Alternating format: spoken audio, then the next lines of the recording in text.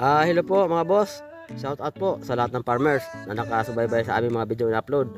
Ngayon mga boss, bibigyan ko lang kayo ng update dito sa Siling Taiwan ni Danny Boy. Ito yung variety ng Pinatubo Ip1 ng Condor Seeds.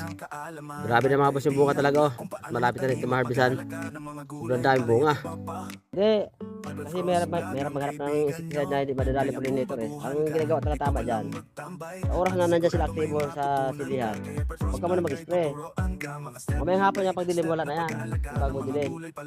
Kaya umaga yung mamamog, wala pa yan eh.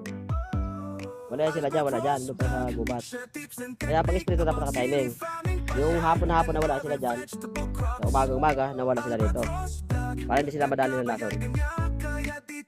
So ikotin pa namin ito mga boss ha, para makita nyo yung itsura nitong mga Siling Danny Boy. Sobrang dahil bunga naman talaga.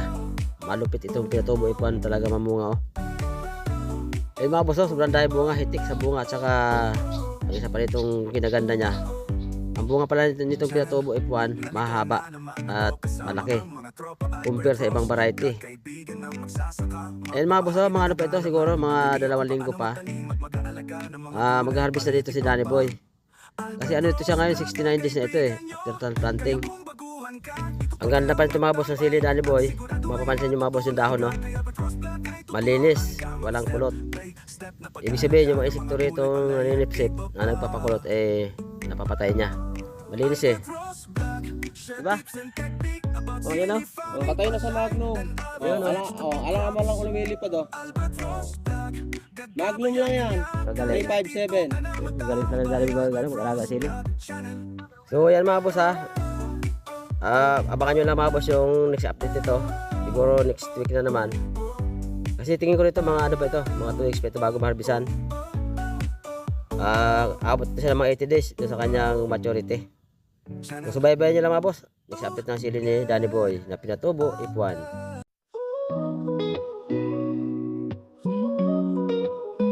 Oh yeah, Albert Rose Black. Kaibigan ang magsasaka mula Luzon, Visayas at Mindanao, nagbabahagi ng kaalaman sa kapwa magsasaka. Albert Rose Black, gagabayan kanya. Kaya kung baguhan ka, dito ka na magtambay kay Albert Rose Black at siguradong may matutunan ka. Albert Rose Black, tuturuan ka niya ng step by step kung paano magtanim at mag-alaga ng mga gulay, palay at iba pa. Kaya kung baguhan ka at ngayon ka palang magpagtatanim, dito ka lang manood kay Albert Rose Black Channel. Albert Rose Black Channel, tips and technique about silly farming and other vegetable